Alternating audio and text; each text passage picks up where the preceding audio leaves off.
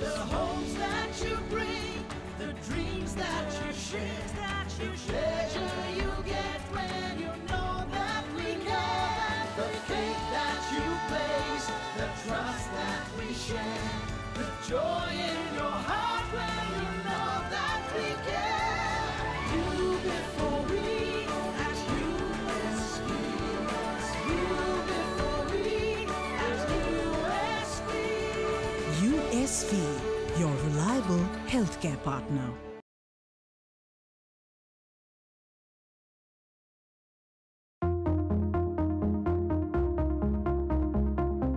दर्शको नमस्कार. Halt heart attack हा प्रोग्राम आम्ही ऑर्गनाईज केलेला आहे आणि यासाठी माझे मित्र कार्डिओलॉजिस्ट पुण्याहून आणि नगरहून आलेले आहेत या कार्यक्रमासाठी. तुम्हाला माहितीच असेल हार्ट अटॅक आपल्या देशासाठी अत्यंत महत्त्वाचा विषय आहे. विशेष करून तरुण मंडळी हार्ट अटॅकने दरवर्षी मृत्युमुखी पडतात. आणि नेमका हा हार्ट अटॅक कसा येतो, त्याच्यासाठी काय काळजी घेतली पाहिजे, त्याच्यात काय उपाययोजना असतात, नेमकं आपल्या सोसायटीमध्ये कुठे चुका होत आहेत, या सगळ्या गोष्टीचं विश्लेषण आज आम्ही या कार्यक्रमात करतो आहे. माझे जे पॅनलिस्ट माझ्यासोबत आहेत पुण्याहून आणि नगरहून आलेले, मी डॉक्टर प्रशांत जगताप, मी नागपूरवरून आलेलो आहे. विवेका हॉस्पिटलमध्ये मी कार्डिओलॉजिस्ट आहे. माझ्या डावीकडे डॉक्टर चंद्रकांत चव्हाण आहेत. नमस्कार. डॉक्टर चंद्रकांत चव्हाण पुण्याला आहेत. ते इलेक्ट्रोफिजिओलॉजिस्ट आणि कार्डिओलॉजिस्ट आहेत. विशेष करून इलेक्ट्रोफिजिओलॉजीमध्ये त्यांनी कौशल्य संपादन केलेलं आहे. भारती हॉस्पिटलला आणि रिदम क्लिनिकला ते अटॅच्ड आहेत. डॉक्टर दीपक नगरवरून आले आहेत. नमस्कार. डॉक्टर दीपक साईदीप हॉस्पिटलचे संचालक आहेत, CMD आहेत आणि ते तिथले चीफ कार्डिओलॉजिस्ट आहेत. डॉक्टर प्रिया पालेमकर पुण्याहून आहेत. त्या सह्याद्री हॉस्पिटलला सिनियर कार्डिओलॉजिस्ट आहेत. नमस्कार मॅडम. नमस्कार. तर आता आपण प्रोग्रामला सुरू करूया. माझा सगळ्यात पहिला प्रश्न आहे डॉक्टर चंद्रकांत चव्हाण यांना. हार्ट अटॅक येतो म्हणजे नेमकं काय होतं आणि प्रेक्षकांनी, श्रोत्यांनी, दर्शकांनी कसं ओळखावं की हार्ट अटॅकची ही लक्षणं आहेत? हार्ट अटॅक येतो म्हणजे हृदयाचा जो रक्तपुरवठा असतो तो पूर्णपणे बंद होतो. हृदयाच्या रक्तवाहिनीमध्ये ब्लॉकेज आल्यामुळे युजली अशा प्रकारचा हार्ट अटॅक येतो. हार्ट अटॅक झाला आहे की नाही हे कळण्यासाठी काही लक्षणं आहेत. त्यातलं प्रमुख लक्षण जे आहे ते हृदयाच्या छातीच्या डाव्या बाजूला कळ येणं. जी कळ असते ती युजली आपल्याला छातीवर वजन पडल्यासारखं किंवा दगड ठेवला आहे असं वाटतं आणि कधीकधी हे दुखणं डाव्या हातामध्ये देखील जातं आणि पेशंट जसं तुम्ही म्हटलात तशाप्रमाणे कधीकधी पेशंट अचानक कोसळू शकतो. युजली हे हृदयाचे ठोके कमी होणं किंवा हृदय फडफडणं अशामुळे अशा प्रकारची लक्षणं पेशंटमध्ये येतात.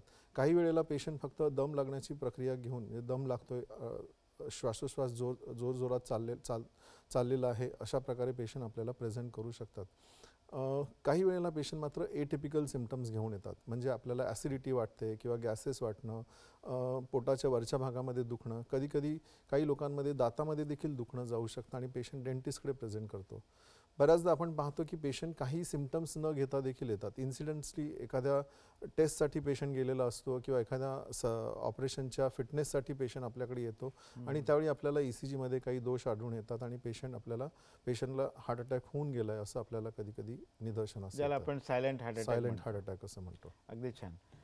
डॉक्टर दीपक, डायबिटीज आणि हार्ट अटॅक याचं काय कोरिलेशन आहे? म्हणजे आपण म्हणतो की डायबिटीस ज्यांना असतो त्यांना हार्ट अटॅकचं प्रमाण जास्त आहे, तर ती काय जोखीम काय असते जरा सांगा.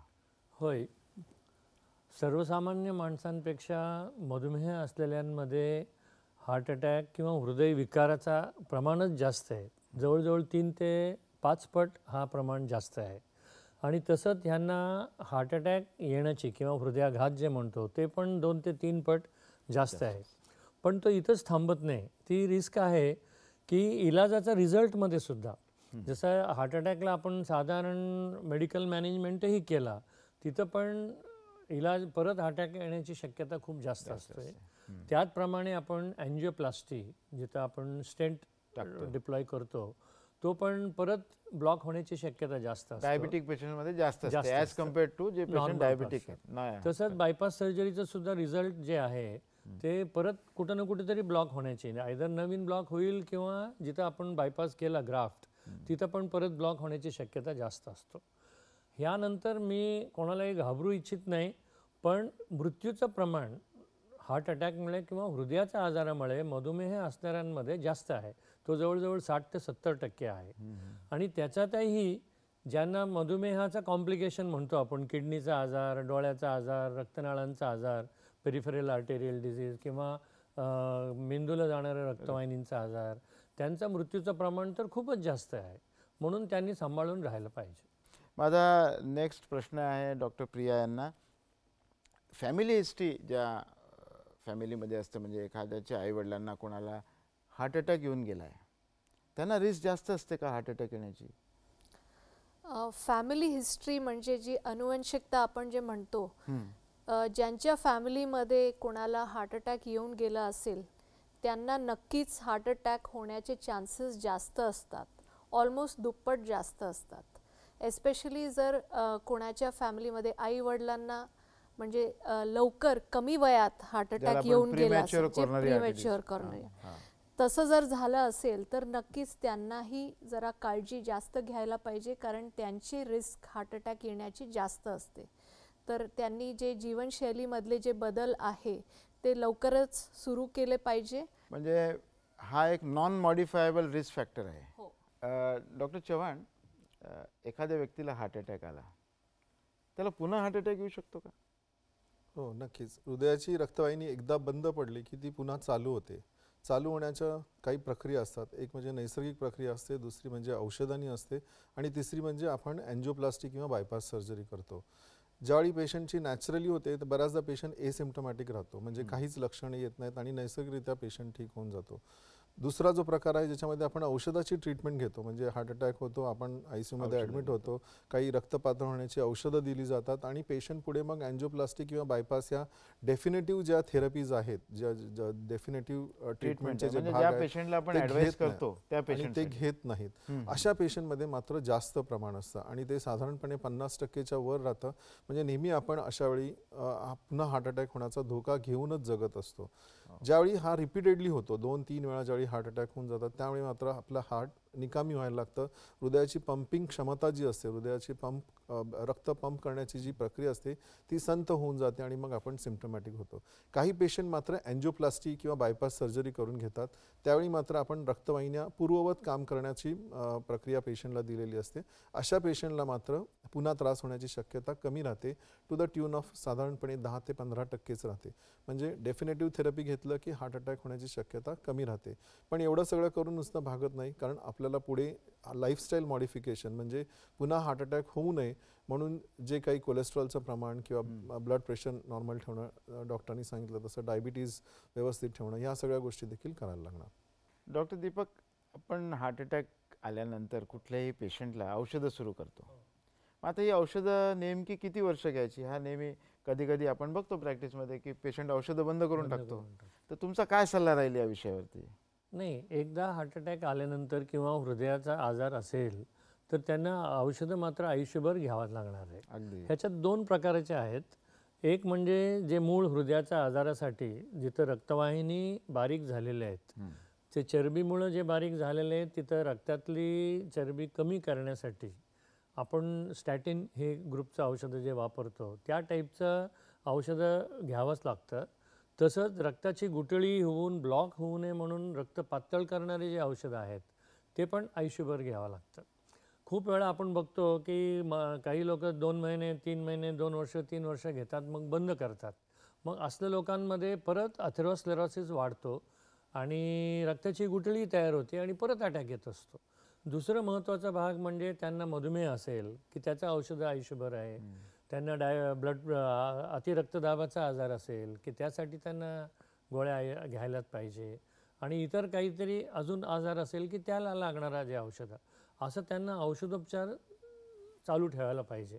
पण ह्या सर्वांमध्ये एक महत्त्वाचं आहे म्हणजे जीवनशैलीतली बदल. का पायंडा जे आहे तो आहे लाईफस्टाईल मॅनेजमेंट. बरोबर.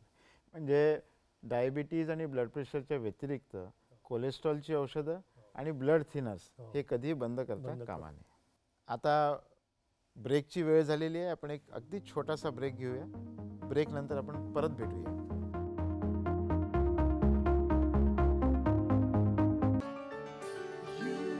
The homes that you bring, the dreams that you share, the pleasure you get when you know that we care. The faith that you place, the trust that we share, the joy in your heart when you know that we care.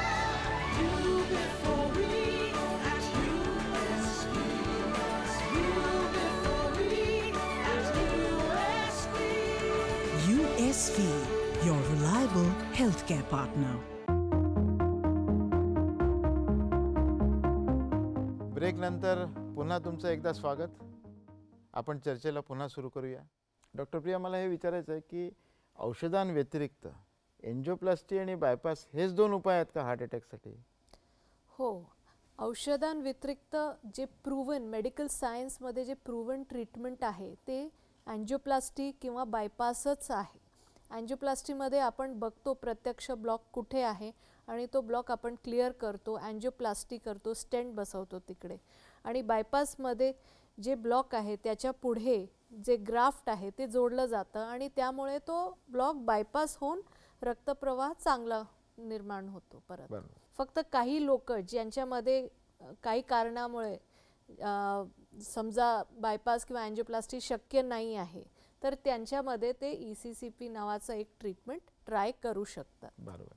म्हणजे साधारणतः 100 पेशंटपैकी 50 ते 60% patient तर औषधांनीच ठीक होतात, पण काही पेशंटला मात्र बायपास किंवा एन्जिओप्लास्टी लागू शकते. माझा नेक्स्ट प्रश्न आहे डॉक्टर चंद्रकांत चव्हाण यांना.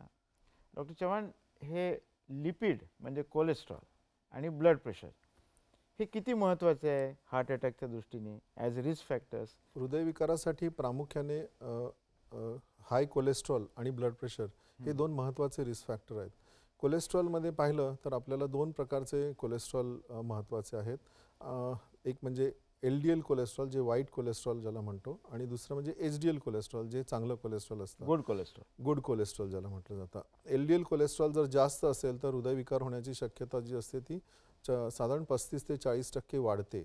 वेरॅज HDL कोलेस्ट्रॉल जास्त असेल तर ते कमी होण्याची प्रक्रिया देखील तितक्याच चांगल्या प्रकारे, म्हणजे हार्ट अटॅकचं प्रमाण कमी होतं. इंडियन सबसेट म्हणजे आपल्या भारतीय लोकांमध्ये ट्रायग्लिसराइड्स नावाचा अजून एक जो प्रकार असतो कोलेस्ट्रॉलचा तो देखील जास्त असतो आणि तो देखील हृदयविकाराशी निगडीत असतो. त्यामुळे चांगलं कोलेस्ट्रॉल वाढणं, HDL कोलेस्ट्रॉल वाढवणं आणि वाईट कोलेस्ट्रॉल म्हणजे LDL जे आहे ते कमी ठेवणं आहार किंवा गोळ्या औषधांच्या माध्यमातून हृदयविकार टाळण्यासाठी फार महत्त्वाचं राहतं. दुसरं म्हणजे ब्लड प्रेशर पण म्हणजे उच्च रक्तदाब ज्याला आपण म्हणतो तो देखील कॉमनली हार्ट अटॅकशी निगडीत राहतो. एव्हरी 10 मिलीमीटर राईज म्हणजे 10 मिलीमीटरचं 140 किंवा 90पेक्षा जर BP वाढलं तर आपली हृदयविकार होण्याची जी रिस्क असते ती साधारणपणे 2 ते 3% वाढते. त्यामुळे रक्तदाब नियमित ठेवणं इतर औषधांच्या सहाय्याने किंवा वेगवेगळ्या प्रकारचे आयसोमेट्रिक एक्सरसाइजेस व्यायाम करून फार महत्त्वाचं राहतं आपल्यासाठी. म्हणजे थोडक्यात आपण जे म्हणतो नो युअर नंबर्स, तुमचं शुगर, तुमचं कोलेस्ट्रॉल, तुमचं ब्लड प्रेशर, तुमचं वजन, तुमचं वेस्ट हिप रेशो हे तुम्ही जाणून घ्या. माझा पुढचा प्रश्न आहे डॉक्टर दीपक यांना. हार्ट अटॅक कसा टाळता येईल? आपल्या देशासाठी सगळ्यात महत्त्वाचा प्रश्न तो आहे. ह्याचा मूळ मंत्र असा आहे की जीवनशैलीत बदल.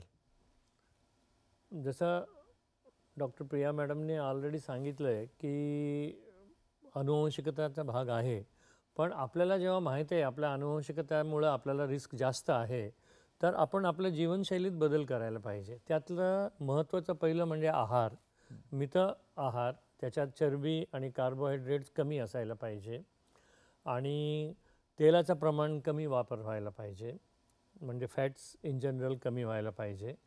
आणि नंतर एक्झरसाइज म्हणजे कुठलं ना कुठलं तरी प्रकाराचा व्यायाम पाहिजे. त्यात कमीत कमी दिवसाला 30 मिनटं असं 5 दिवस आठवड्याला एवढं तर कमीत कमी व्यायाम करायला पाहिजे. तुम्ही वॉकिंग म्हणा, जॉगिंग म्हणा, सायकलिंग म्हणा, कुठलंही स्पोर्ट्स म्हणा चालेल. आणि मग नंतर महत्त्वाचा भाग आहे सवय.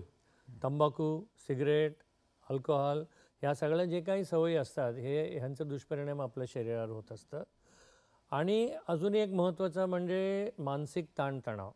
ठीक आहे, काही लोक म्हणतात शारीरिक ताणाने पण होतंय, पण मला वाटतं की मानसिक ताण आणि आजकाल सामाजिक ताण हा एक नवीन आजार आहे. म्हणून ह्या सगळं ताणांपासून आपण दूर राहायला पाहिजे. आणि मग आपल्याला काही रिस्क फॅक्टर आढळला असेल की त्याला लागणारे औषधं, हे एवढं सगळं करून मला वाटतं की आपल्याला नक्कीच हृदयाचा आजार प्रिव्हेंट करता येतं. आहार, विहार आणि विचार या तिन्ही गोष्टीवरती विशेष लक्ष दिलं पाहिजे. प्रिया मॅडम, मला एक विचारायचं आहे की आता एखाद्या व्यक्तीला ब्लड प्रेशर आहे किंवा त्याचं कोलेस्ट्रॉल जास्त आहे, तर त्यांनी किती वेळ चेकअप केलं पाहिजे? ॲक्च्युली कोलेस्ट्रॉल आणि ब्लड प्रेशर जे आहे ते आपल्याला चेक केलं तरच कळतं. करेक्ट. त्याचे काही सिम्पटम्स नसतात, त्यामुळे ते कळून येत नाही. सायलेंट किलर्स आहेत ते. हो, ते Silent सायलेंट killers किलर्स आहेत. आहे. हां.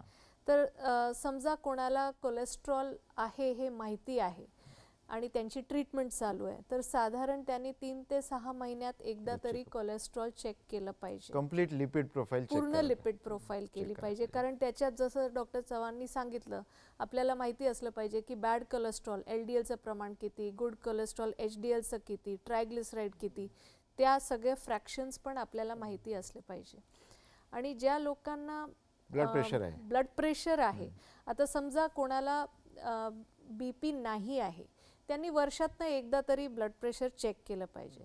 समजा कोणाला जे आपण म्हणतो की हाय नॉर्मल BP आहे, म्हणजे 120-80 ते 140-90च्या मधला जो ग्रुप आहे, त्या लोकांनी पण थोडं BP रेग्युलरली अधूनमधून चेक केलं पाहिजे. मे बी 6 मंथली चेक केलं पाहिजे, कारण ते कधीही हाय त्याच्यावर जाऊ शकतो. आणि समजा कोणाला ऑलरेडी म्हणजे माहिती नाही आहे की BP आहे की नाही, पण असं काही रीडिंग्स हाय दिसले आहेत, तर त्या लोकांनी सकाळ संध्याकाळ एक आठवडाभर BPचं रेकॉर्ड केलं पाहिजे. किंवा आता जे बेस्ट आहे ते ॲम्ब्युलेटरी BP मॉनिटरिंग, म्हणजे जे ही टेस्टमध्ये आपल्याला दिवसभरात किती वेळा BP चेक करून आपल्याला लक्षात येतं की आपला BP हाय होतोय की नाही आणि आपल्याला BPची औषधं सुरू करायची गरज आहे की नाही. कारण बरेच वेळा पेशंट क्लिनिकमध्ये आल्यानंतर त्याचं BP तसंच वाढतं. हो, ते त्याचं white घरी coat BP किती आहे hypertension जे हे म्हणतात. ज्याला व्हाईट कोट हां. हायपरटेन्शन म्हणतो. हो. आणि मी तर असं म्हणेन की रुग्णांनी ज्यांना ब्लड प्रेशर आहे त्यांनी एक BP apparatus, electronic BP apparatus घ्यावं, घरी रेकॉर्ड ठेवा. डॉक्टरांना जास्त चांगला अंदाज येतो की BP कंट्रोल्ड आहे की नाही. अगदी बरोबर. डॉक्टर चव्हाण, एखाद्या व्यक्तीला हार्ट अटॅक येऊन गेला आणि तुम्ही त्याची एन्जिओप्लास्टी केली, मग नंतर प्रश्न येतो की त्याचं रिहॅबिलिटेशन, म्हणजे त्यांनी एक्सरसाइज किती करावा, कधी सुरू करावा, हा फार महत्त्वाचा प्रश्न असतो. कारण बहुतेक आपण बघतो आपल्या देशामध्ये यंग लोकांना हार्ट अटॅक येतो. मग they are bread winners for the family, त्यांना पुन्हा जॉईन व्हायचं असतं आणि ते बरेच स्ट्रेसमध्ये असतात. तर त्यांचा एक्सरसाइज शेड्यूल कसा असावा, किती वेगळंच एक्सरसाइज ते करू शकतात? आय थिंक हा प्रश्न छान आहे. कारण कार्डियाक रिहॅबिलिटेशन ज्याला म्हणतो ते सगळ्यात महत्त्वाचा भाग आहे. एन्जिओप्लास्टी झाल्यानंतर आपण पूर्णपणे आपल्या ॲक्टिव्हिटीज पूर्वपणे नियमित करू शकतो, हे पेशंटला पहिल्यांदा आपण कॉन्फिडन्समध्ये घेऊन सांगितलं पाहिजे. युजली जे परत पेशंट चांगला एक्सरसाइज करू शकणार किंवा आपल्या ज्या नियमित ॲक्टिव्हिटीज आहेत त्या करू शकणार की नाही, हे 2 गोष्टींवरती अवलंबून असतं. एक म्हणजे किती सिव्हिअर हार्ट अटॅक होता आणि हृदयाचं पंपिंग किती अफेक्ट झालेलं आहे त्याच्यामुळे. एन्जिओप्लास्टी जर वेळेत झाली पहिल्या 1 ते 3 तासामध्ये, तर बाय अँड लार्ज सर्व पेशंटना आपलं हृदय पूर्णपणे परत मिळण्याची शक्यता जास्त असते. डॅमेज कमी होतं. त्यामुळे हे पेशंट जे असतात ते पूर्णपणे पूर्ववत ॲक्टिव्हिटीज पुन्हा जॉईन करू शकतात. ज्यावेळी आपण एक्सरसाइज कार्डियाक रिहॅबिलिटेशन ज्याला म्हणतो, त्याच्यामध्ये ग्रेडेड एक्सरसाइज नावाचा जो प्रकार आहे, ज्याच्यामध्ये आपण gradually increasing the activities, angioplasty झाल्यानंतर पहिल्या काही 7 ते 8 दिवसाचा जो पूर्णपणे आराम करण्याचा पिरियड क्रॉस झाल्यानंतर daily gradually you should increase म्हणजे एक्सरसाइजचं जे प्रमाण आहे ते स्लोली वाढवलं पाहिजे. साधारण 30 ते 40 मिनटं डेली आपल्याला आयसोमेट्रिक एक्सरसाइज करता आला पाहिजे. 10 मिनटं एक साधारण वॉर्मअप पिरियड असला पाहिजे त्याला, आणि 10 ते 15 मिनटं योगिक थेरपीज किंवा वेगवेगळ्या प्रकारचे मेडिटेशनचे जे प्रकार आहेत ते देखील पेशंट प्रॅक्टिस करू शकतात, जेणेकरून दोन्ही मानसिक आणि शारीरिक आरोग्य चांगलं राहू शकतं. म्हणजे थोडक्यात खूप हार्टला डॅमेज झाला नसेल तर साधारणतः 1 महिन्यात तो पूर्ववत होतो आणि तो आपलं रुटीन सुरू करू शकतो बाय अँड लार्ज. बरोबर आहे. डॉक्टर दीपक, मला हे विचारायचं आहे की एखाद्या व्यक्तीची बायपास सर्जरी झाली किंवा वॉलचं ऑपरेशन झालं, ओपन हार्ट सर्जरी जी झाली, मग किती दिवसानंतर तो कामावर रुजू होऊ शकतो? सहसा साधारण व अनकॉम्प्लिकेटेड असेल तर 1 ते 2 महिन्यात ते पूर्ववत काम करू शकतात. फक्त तिथं कॉम्प्लिकेशन असेल, ज्यांना हृदयाचा आजाराबरोबर किडनीचा आजार किंवा दुसरं काही सर्जरी झाली, तर मात्र त्यांना जास्त वेळ लागू शकतो. पण बहुतांश लोकांमध्ये मी काय बघतो प्रॅक्टिसमध्ये, की त्यांना भीती असते. मग त्यावेळेला आपल्याला त्यांना समजावून सांगावं लागतं, 80% 90% ब्लॉक असताना तुम्ही हे काम करत होता. आता तुमचं हृदय ओपन झालेलं आहे, ब्लॉक्स निघालेले आहेत, तर आता तुम्ही चांगलं काम करायला पाहिजे, चांगलं व्यायाम करायला पाहिजे आणि परत असा आजार होणार नाही म्हणून नक्कीच काळजी घ्यायला पाहिजे. आपण बघतोच की एन्जिओप्लास्टी बायपासमध्ये बऱ्यापैकी खर्च इन्व्हॉल्ड असतो. आता मला प्रिया मॅडमला हा प्रश्न विचारायचा आहे की मेडिकल इन्शुरन्स जे असतात, त्या मेडिकल इन्शुरन्समध्ये हार्ट अटॅक, एन्जिओप्लास्टी किंवा बायपास याचा खर्च कव्हर होतो का? याच्याबद्दल थोडी माहिती द्या. मेडिकल इन्शुरन्समध्ये कवर होतं, पण इट डिपेंड्स की पेशंटला अगोदरपासून कुठले रिस्क फॅक्टर्स आहे की नाही आहे. जसं डायबिटीज, ब्लड प्रेशर आधीपासून असेल तर त्यांनी पहिलेच डिक्लेअर करून घ्यायला पाहिजे की त्यांना हे आजार आहे. आणि वेगवेगळ्या इन्शुरन्स कंपनीजचा एक वेटिंग पिरियड असतो, जो साधारणपणे 2 ते 4 वर्षाचा वेटिंग पिरियड असतो. त्याच्यानंतर ते सगळे हार्ट अटॅकचे आजार कवर करतात. साधारणपणे ॲव्हरेज जे मी म्हणते, इट कॅन व्हेरी फ्रॉम, म्हणजे हॉस्पिटल टू हॉस्पिटल बदल होत राहतं, सिटी टू सिटी चेंजेस आहेत त्याच्यामध्ये, आणि रूम कॅटेगरीमध्ये पण फरक असतो. पण साधारणपणे जर 2 लाखाचा ॲव्हरेज खर्च होणार असेल अँजिओप्लास्टीमध्ये, तर मग तुमचा जो इयरली जो इन्स्टॉलमेंट इन्शुरन्स जो प्रीमियम आहे तो 5 ते 10 हजार पर्यंत असतो, डिपेंडिंग ऑन पेशंट्स एज. तर दर्शको, अगदी थोडक्यात म्हणजे आम्ही तुम्हाला हार्ट अटॅकबद्दल सगळं सांगितलं. मुख्य मुद्दा हा आहे की एकही सेकंड वेस्ट करू नये. हार्ट अटॅकचे लक्षण दिसल्यानंतर ताबडतोब वैद्यकीय सल्ला घ्या, ECG काढून घ्या, डॉक्टर जे म्हणतात ते ऐका, थोडं ऑब्झर्वेशनमध्ये थांबा. आणि सोबत दुसरा महत्त्वाचा सल्ला आमच्या पॅनलिस्टनी हा दिलेला आहे की औषधं कधीही बंद करू नये. आणि आपण बघितलंच आहे आजची जी आपली लाईफस्टाईल झालेली आहे, विशेष करून फूड आणि बैठी जीवनसंस्कृती, म्हणजे ॲक्टिव्हिटी काहीच नाही. तर त्याच्यासाठी व्यायाम, मग ते स्विमिंग असो, सायकलिंग असो, रनिंग असो, सिम्पल वॉकिंग असो, हे आपल्या प्रत्येक व्यक्तीसाठीच नव्हे पण आपल्या देशासाठी फार महत्त्वाचं आहे. आणि जे काही स्ट्रॅटेजीज ओव्हरऑल वर्ल्डमध्ये सक्सेसफुल झाल्या आहेत, त्या पॉप्युलेशन स्ट्रॅटेजीजच खूप सक्सेसफुल झालेल्या आहेत. हे मला आवर्जून सगळ्यांना सांगायचं आहे. एवढं सांगून मी आणि माझे डॉक्टर मित्र आपला निरोप घेतो. नमस्कार.